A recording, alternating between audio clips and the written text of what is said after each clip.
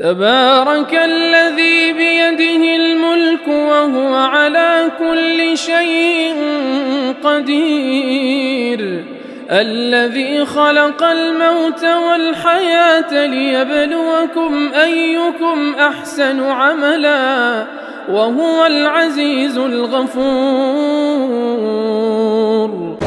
بسم الله الرحمن الرحيم. الحمد لله رب العالمين، والصلاة والسلام على سيد الأنبياء والمرسلين وعلى آله وصحبه أجمعين ومن تبعهم بإحسان إلى يوم الدين۔ بہت ہی لائق احترام اور قابل قدر محترم جامعہ حاضہ دامت برکاتہم برطانیہ سے آئے ہوئے صاحب دانش مہمان حضرت مولانا محمد آدم صاحب، حضرات علماء کرام اور عزیز طلبہ، آپ کی اس مجلس میں کچھ بیان کرتے ہوئے مجھے بڑا خوف ہو رہا ہے۔ آپ کے ساتھیوں نے ابھی اتنی پرجوش تقریر کی کہ لوگوں کی خون میں حرارت پیدا ہو جائے، اور اگر کوئی زیادہ جذبے والا ہو تو کھڑے ہو کر نعرے تکبیر بھی لگانا شروع کر دے۔ تو میں اگر ان کے ساتھ مقابلے میں حصہ لیتا تو میں تو کامیاب نہیں ہو پاتا، لیکن بہرحال اپنے کنبے میں، اپنے خاندان میں، اپنے افراد میں، اپنے لوگوں میں گفتگو کرنے میں کوئی تکلف نہیں ہوتا ہے، اس لیے میں اس کو بہت بڑی سعادت سمجھ رہا ہوں، اور حسن اتفاق بھی ہے یہ کہ آج آپ کا یہ پروگرام تھا، اور دارالعلوم وقف کی مجلس مشاورت کی نسبت سے ہم لوگوں کو بھی اس میں شرکت کی سعادت حاصل ہو گئی، اور پھر یہ مزید کرم بالائے کرم یہ ہے کہ آپ حضرات نے اس حقیر اور کوتاہ علم اور کوتاہ عمل بھائی کے لیے سپاسنامے کی شکل میں کلمہ محبت بھی پیش فرمایا۔ یہ تو اسی ادارے کی جاگیر ہے۔ All India Muslim Personal Law Board کی بنیاد کس نے رکھی؟ حکیم الاسلام حضرت مولانا قاری محمد طیب صاحب نور اللہ تعالی مرقدہ نے۔ آج بورڈ جن خطوط پر ہے، اس طرح کی پہلی نشست حضرت حکیم الاسلام رحمۃ اللہ علیہ کی دعوت پر اسی دارالعلوم میں منعقد ہوئی تھی، جس میں مختلف تنظیموں کے ذمہ دار بھی بلائے گئے تھے، مختلف مسالک کے لوگوں کو بھی دعوت دی گئی تھی، اور بعض ایسے لوگوں کو بھی مدعو کیا گیا تھا تاکہ ان کے خیالات سنے جا سکیں جو اس وقت آزاد فکری میں مبتلا تھے۔ یہی دیوبند سے حضرت قاری صاحب رحمۃ اللہ علیہ نے اس کی بنیاد رکھی، اور یہ ایک موج متلاطم بن کر ممبئی پہنچا، اور دسمبر 1972 میں ممبئی میں مسلم پرسنل لاء کنونشن منعقد ہوا، حضرت رحمۃ اللہ علیہ کی صدارت میں۔ یہ ایسا عظیم الشان کنونشن تھا کہ اسی دیوبند کے سپورٹ دارالعلوم کے بہت اہم ترین رکن شورا حضرت مولانا مفتی عطیق الرحمن عثمانی صاحب رحمۃ اللہ علیہ نے اپنے خطاب میں فرمایا کہ آج ہندوستان کی کسی گوشے میں اگر مسلمان اپنے سماج کی کسی اہم شخصیت کو تلاش کریں گے تو ایک ہی جواب ہوگا کہ وہ دیوبند کے مسلم پرسنل لاء کنوینشن میں ہیں۔ پھر اس کے بعد اگلے سال مارچ 1973 میں حیدرآباد میں All India Muslim Personal Law Board کی تشکیل عمل میں آئی۔ ابھی عزیزی مولانا عمر عابدین صاحب نے علماء دیوبند کے اعتدال کی، اسلام کے لیے ان کی قربانی کی اور ان کے ایثار کی بات فرمائی۔ بورڈ کی کہانی بھی اسی داستان جہد و قربانی کا تسلسل ہے۔ آپ جانتے ہیں کہ ہندوستان میں اہل سنت کا ایک بڑا مکتبہ فکر وہ ہے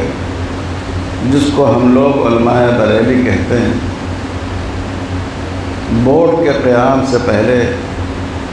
ہمارے بریلوی بزرگوں کو علماء دیوبند کے ساتھ بیٹھنے میں بڑا تکلف تھا۔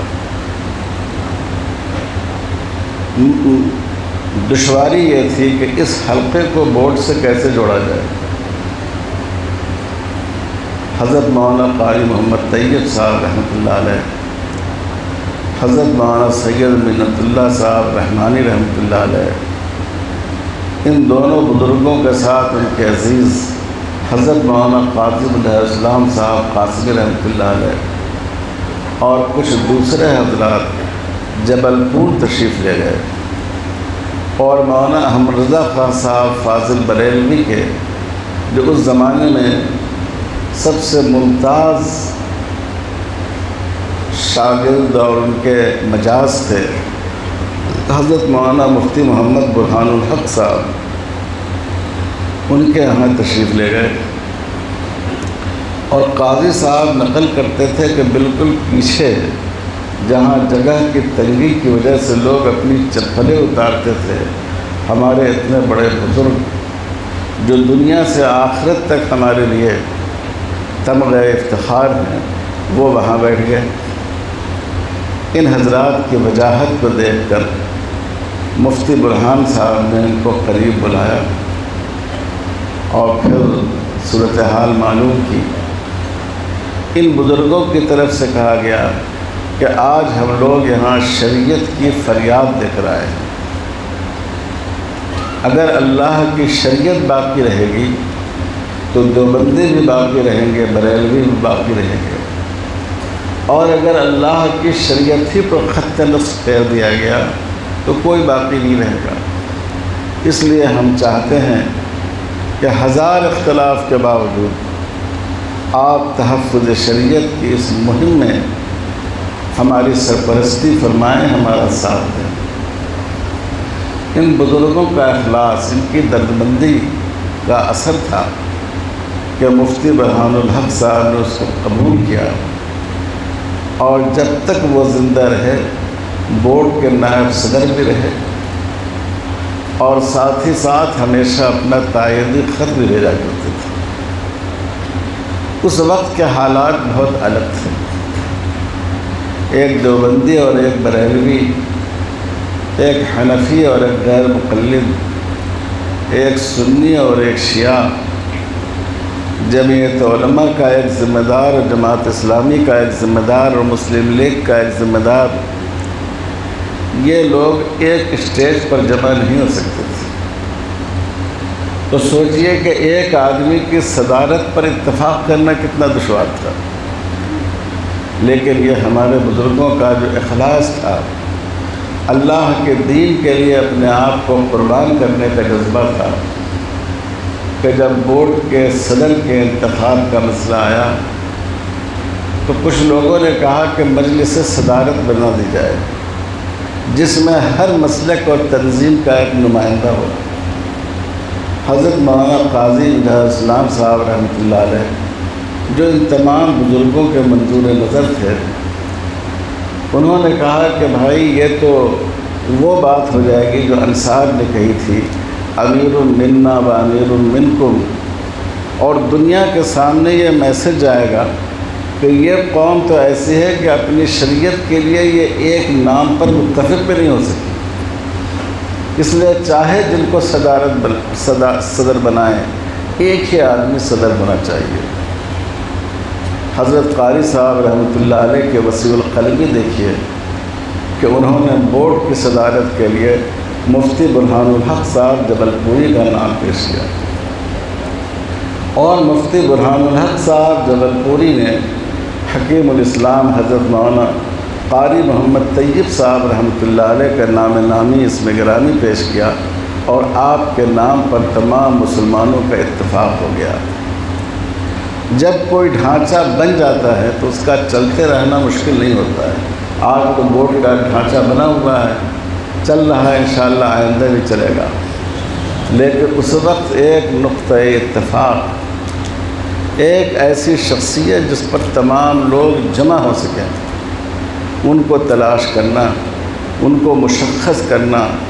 ان کو منتخب کرنا، یہ اس وقت کے حالات میں ناممکنات میں سمجھا جاتا تھا۔ لیکن حضرت حکیم الاسلام رحمۃ اللہ علیہ کی شکل میں امت کو ایک ایسی شخصیت مل گئی کہ جس سے بورڈ کا متفقہ طور پر صدر کا انتخاب ہو گیا، اور آج اس بورڈ پر پوری دنیا میں، مجھے بھی 2-4 ملکوں میں جانے کا اتفاق ہوا ہے، ہر جگہ وہاں کے مسلمان اس کو رشک کی نظر سے دیکھتے ہیں۔ پھر حضرت حکیم الاسلام صاحب رحمۃ اللہ علیہ کی وفات کے بعد بورڈ کے نائبین صدر میں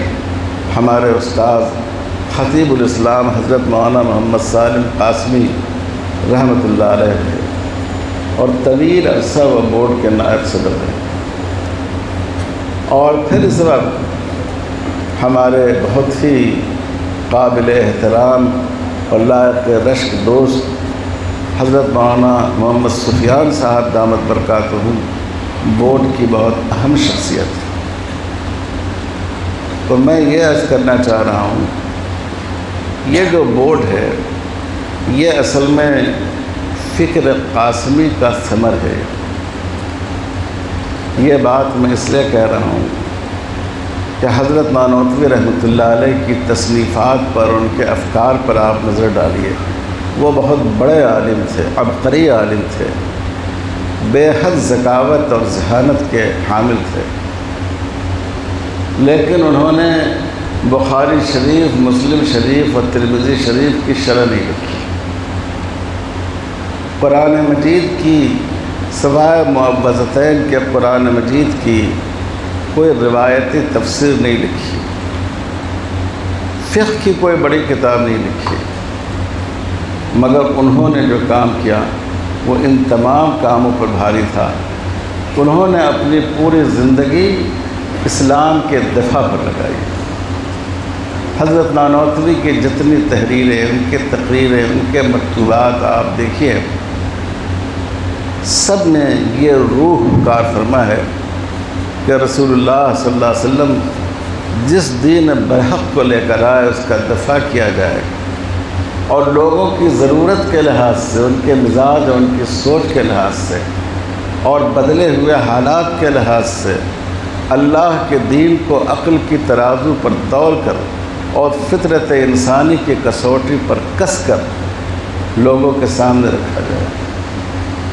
اور لوگوں کو ایک جو عام ارتداد ہوتا ہے، خدا نخواستہ کوئی مذہب بدل لے، اس سے بھی بچایا جائے، اور اس امت کو فکری ارتداد سے بھی بچایا جائے۔ فکری ارتداد یہ ہے، فکری ارتداد میں ضروری نہیں ہے کہ آدمی داڑھی مڈا دے، کرتا پائجامہ چھوڑ دے، کلمہ پڑھنا چھوڑ دے۔ فکری ارتداد ایسا بھی ہوتا ہے